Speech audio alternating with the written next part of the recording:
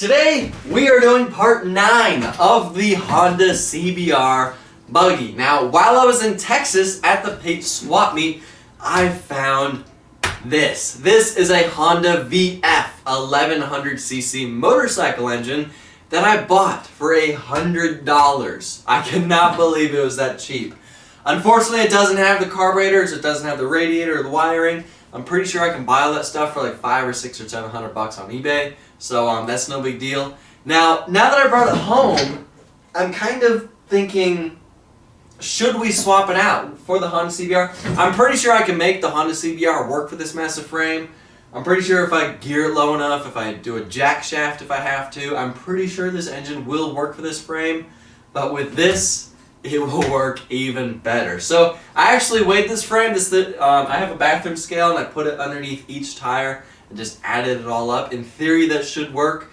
It added up to 900 and something pounds. So this frame does weigh quite a lot. The tires weigh a lot. The engine weighs a lot. The coilovers weigh a lot. So it's mostly just all that. But I'm pretty sure this engine will work a whole lot better for this frame than the Honda CBR, because the Honda CBR is more of a racing engine and this produces a ton more torque than the Honda CBR. So the Honda CBR actually produces 100 horsepower at 12,000 RPM and produces 47 foot-pounds of torque at 10,500 RPM.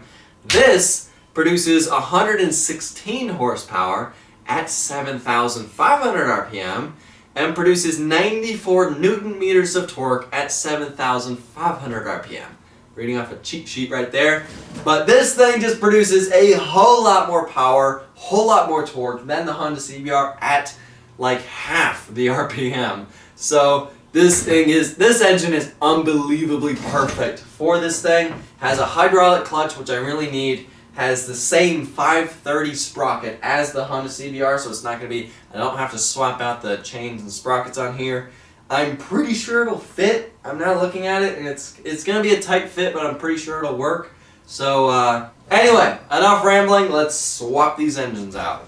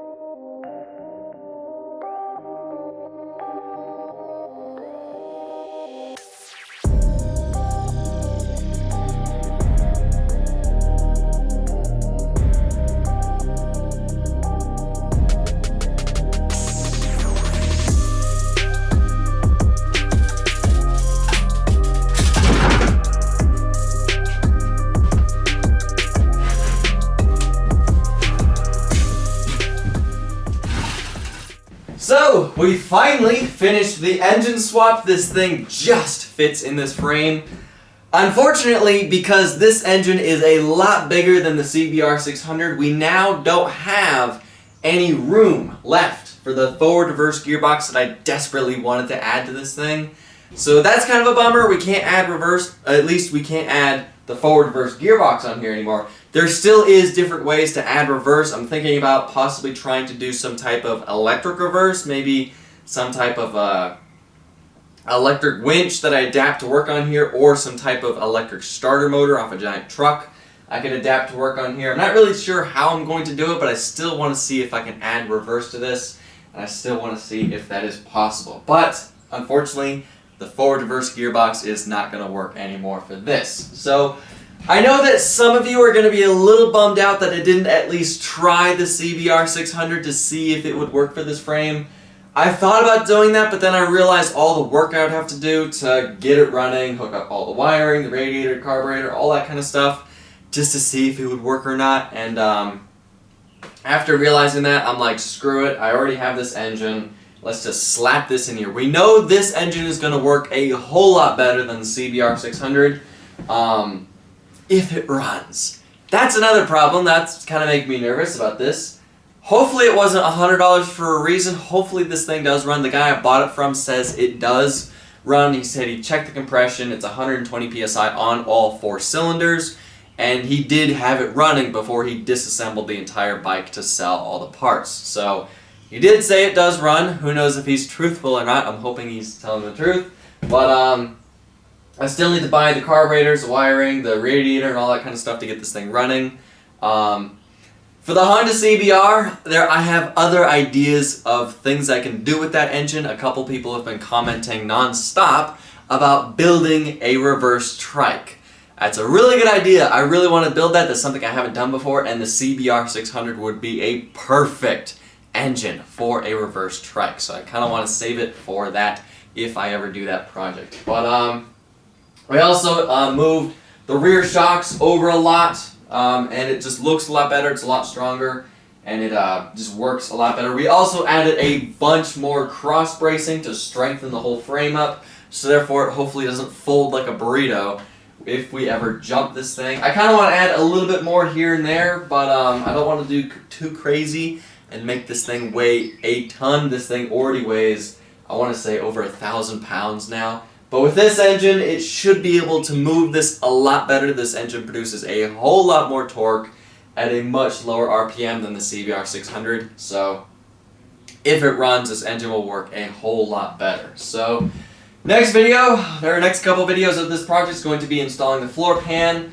I'm trying to get aluminum diamond plate. The guy I keep calling for that won't call me back. So I'm trying to get that. We also need to add the front brakes, finish the rear brakes, finish the chain and sprocket. Unfortunately, I'm gonna have to do some kind of fancy thing right here with the chain, just so it can clear the engine mount. And this right here, I'm just gonna have to add some type of chain tensioner to pull it right there. So no big deal. That's just another thing we have to do. We also need to finish the rear axle, get the CV axles finished, and then we can disassemble the entire frame, weld the entire thing together, reassemble it, and focus on the wiring. That's going to be the next couple videos of this project, but for now, I gotta end this video here. I have to thank Go Power Sports for sending me the parts I use for this project, plus all the other stuff they have sent me that I haven't put on here yet. I'll be posting links in the description below to where you guys can find all the parts I've been using for this thing. Go check that out. But I gotta end this video here. Thank y'all for watching. I'll see ya in the next video.